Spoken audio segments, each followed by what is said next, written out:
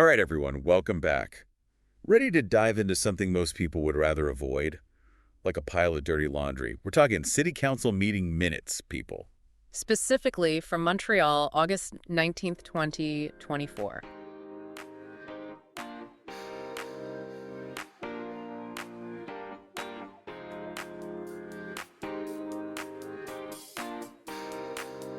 The most thrilling read of the summer, am I right? On the surface, maybe not the most exhilarating, but trust me. Yeah. These minutes, they hold secrets. They tell us where the city's headed, how they're spending our hard-earned tax dollars, and what's keeping those city councilors up at night. And buckle up, because we're not even looking at the original agenda. This is version 2, which replaced the one from August 8th. Folks, someone was busy making changes. What's the deal with that? Last-minute additions. Spill the tea. A significant number of them, which always makes you wonder what's going on behind the scenes. Okay, so for those of us who haven't endured a 5-hour council meeting, lay it on us. What goes down in one of these things? Well, typically it starts with public questions, your chance to grill the counselors. Then it moves into counselor inquiries where they poke around for information. And then the real fun begins, reports, contracts, approvals. So it's like a carefully choreographed dance of bureaucracy. Exactly. And we're here to find out who steps on whose toes. Love it. So where do we even begin with this massive document? Well, in this case, it seems like the real action, the part where we might see some sparks, is in sections 20 and 30, contractual affairs and administration and finance. Those sections saw the bulk of the last-minute changes. Let's follow the money right. What kind of big-ticket items caught your eye? One that jumps out immediately, snow removal. Yes, the never-ending saga of Montreal winters. What's the damage this time? We're seeing multiple contract renewals, which isn't unusual. But what's interesting is the hefty sum allocated for snow disposal. More than just dumping it in the St. Lawrence River, I hope. One would hope not. Snow disposal in Montreal. It's a logistical nightmare and an environmental tightrope walk. It's a costly endeavor, and these additional funds for disposal, well, they certainly raise some eyebrows. Are we talking potential budget overruns down the road? Did they underestimate the costs initially? Those are the million-dollar questions. We need to be asking those. And remember, it's not just about numbers. Inefficient snow disposal that can lead to environmental damage, traffic chaos, even public safety hazards if it's not handled properly. Speaking of big expenditures, I noticed some serious cash being thrown at arena renovations. The Martin Lapointe Arena, the Pete Morin Arena, and don't even get me started on the Auditorium de Verdun. That's a whole lot of investment in hockey infrastructure. It does seem to indicate a commitment to recreation and potentially positioning those facilities to attract sporting events and boost tourism. Which, on the surface sounds great, but then you start to think about it like, are there better ways to spend that money? Are there more pressing needs? Right. You always have to look at the trade-offs. Is this the best use of public funds when we have crumbling roads or schools bursting at the seams? Tough questions. Speaking of tough questions, affordable housing. That's something else that caught my eye buried in these minutes.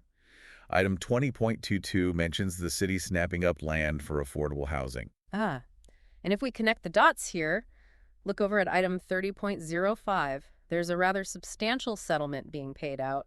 Could be related to that land acquisition. So the city's buying up land, but it sounds like it might not have been a simple, here's an offer kind of deal. Exactly. We might be talking expropriation here. The government's power to take private land for public use. It can get messy. Messy how? Think legal battles, lengthy negotiations with property owners, not always a smooth process. It makes you wonder why this particular piece of land was so crucial for affordable housing. Was there a fight? Did they have to pay a premium?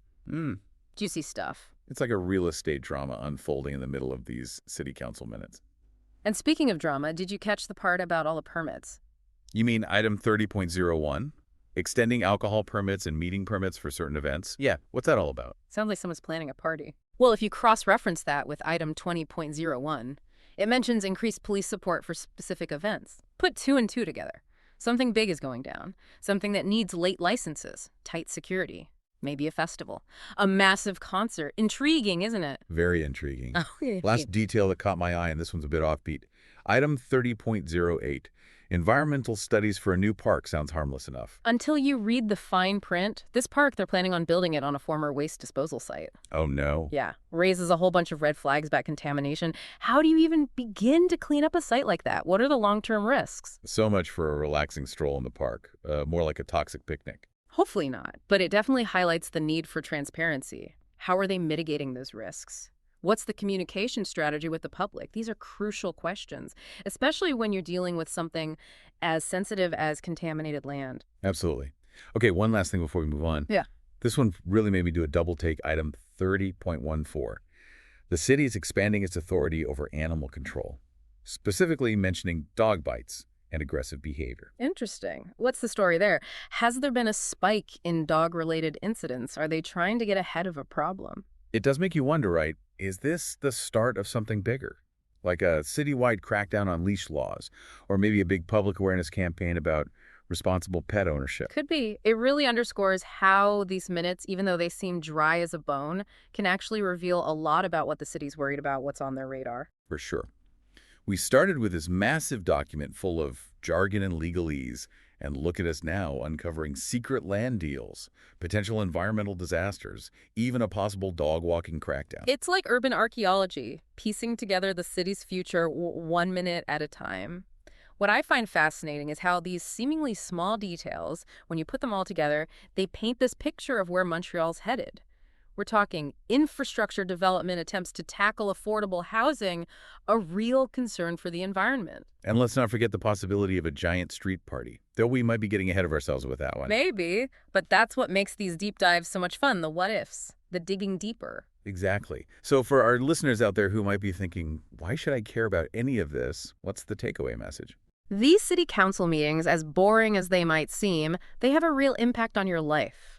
We're talking about how your tax dollars are spent, what projects get the green light, and ultimately what kind of city Montreal is going to be. It's about transparency, right? Yeah. Holding our elected officials accountable, understanding the forces that shape our city. Absolutely. And the more engaged citizens are, the more they dig into these documents, ask tough questions, the better equipped they are to participate in that process. So as we wrap up our deep dive into the world of Montreal City Council, another minutes, we leave you with this.